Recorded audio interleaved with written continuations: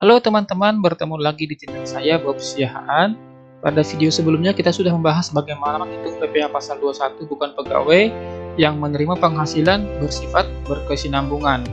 Namun pada kali ini kita belajar cara menghitung PPh pasal 21 bukan pegawai yang menerima penghasilan tidak bersifat berkesinambungan. Jadi artinya tidak berkesinambungan adalah selama 1 tahun hanya memperoleh penghasilan dari satu pemberi kerja hanya 1 kali, seperti itu teman-temannya. Nah, untuk sebelum kita lanjut, jangan lupa di subscribe, di share dan komen ya teman-temannya.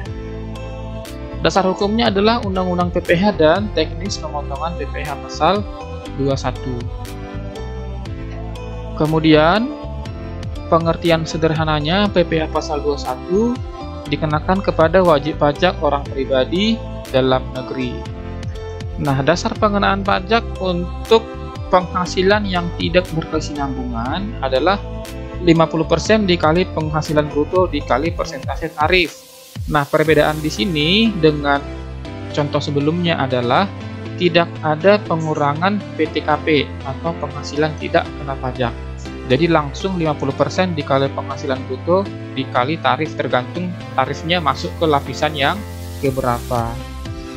Contohnya, Polan seorang pembicara yang diundang untuk menjadi pembicara webinar di suatu perusahaan di mana ia memperoleh honor sebesar 600 juta rupiah. Artinya dia dipanggil oleh perusahaan ini hanya 1 kali selama setahun, gitu ya teman-temannya.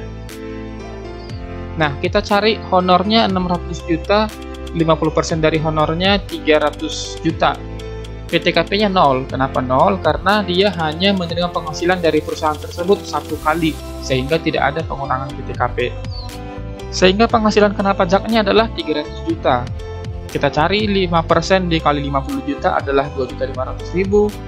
15% kali 200 juta adalah 30 juta. 25% dikali 50 juta. 50 juta ini didapat dari 300 dikurang 50 dikurang 200 ya teman-teman ya.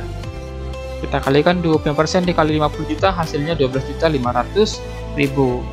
Maka dapatlah total PPh pasal 21 tahun 2020 atas pekerjaan si Polan sebagai pembicara di perusahaan tersebut dalam webinar sebesar 45 juta rupiah.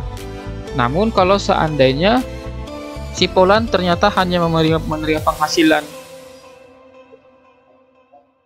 lebih dari 600 juta lah kita katakan, maka ada kemungkinan tarifnya sampai dengan 30%. Tetapi pada contoh ini kebetulan hanya masuk ke lapisan yang ketiga. Nah, namun kalau seandainya si Polan tidak memiliki NPWP, akan ada tambahan PPh yang dipotong. Nah, ini ya. Jika Polan tidak memiliki NPWP, maka dikenakan tarif lebih tinggi 20%, sehingga PPh pasal 21 yang harus dipotong oleh perusahaan tersebut adalah 20% tambah 45 juta. Jadi 20% dari 45 juta yang maksudnya teman-teman, sehingga dapatlah hasilnya 54 juta rupiah. Demikian saja penjelasan untuk penghasilan yang bersifat tidak berkesinambungan. Sampai bertemu di video berikutnya. Terima kasih.